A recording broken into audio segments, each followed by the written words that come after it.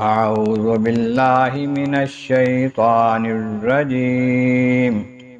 بسم الله الرحمن الرحيم. ألف لام را كتاب أحكمت آياته ثم فصلت من لدن حكيم خبير. اللہ تعبدوا الا اللہ اننی لکم منہ نذیر وبشیر فان استغفروا ربکم ثم توبوا الیہ یمتعکم متاعا حسنا إلى أجل مسمى ويؤت كل ذي فضل فضله وإن تولوا فإني أخاف عليكم عذاب يوم كبير. صدق اللہ العظیم. حمد و ثناء رب کریم اور درود و سلام بر سید خیر الانام کے بعد سورہ ہود کی پہلی 3 آیتیں تلاوت کی گئی ہیں جو 11ویں پارے کے آخری رکوع میں. سورہ ہود مکی ہے سوائے 2-3 آیتوں کے جو مدنی ہے اس میں شامل کی گئی ہیں.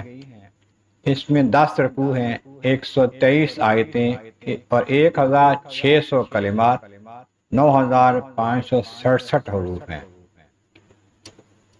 سورت کا آغاز الف لام را حروف مقطعات سے ہے جن کے معنی اللہ تعالیٰ اس کے محبوب جانتے ہیں. کتاب احکمت آیاتہ، یہ کتاب ہے جس کی آیتیں محکم ہیں یا حکمتوں بھری ہوئی ہیں. مفصلات، پھر تفصیل کی گئی ہیں. آیتوں میں بڑی تفصیلات ہیں مختلف مسائل کی، واقعات کی، احکامات کی.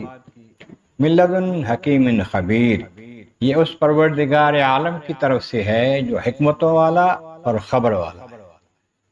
خبیر بھی ہے، حکیم بھی ہے. اور حکیم جو ہے اس کے ہر کام میں حکمت ہوتی ہے.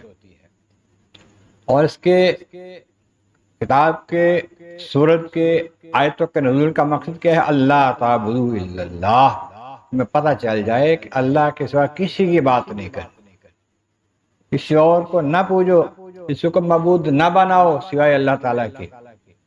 پھر محبوب کریم صلی اللہ علیہ وسلم کی طرف سے فرمایا کہ اننی لکم منہ نذیر و بشیر، میں اس پروردگار کی طرف سے تمہاری طرف بشارت دینے والا اور ڈر سنانے والا ہوں.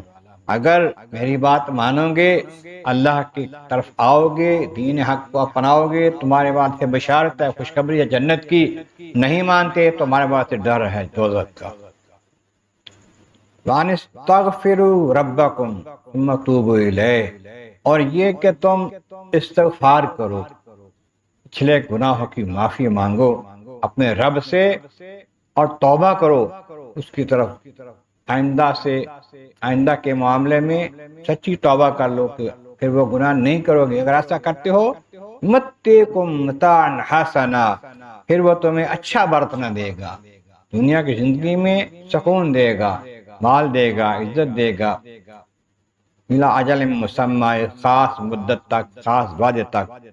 تمہارا وعدہ ہے زندگی کا، تمہاری کا میں زندگی میں اچھا برتنا دے گا اگر تم اس کی طرف آؤ گے، توبہ کرو گے، استغفار کرو گے، اس کی طرف رجوع کرو گے.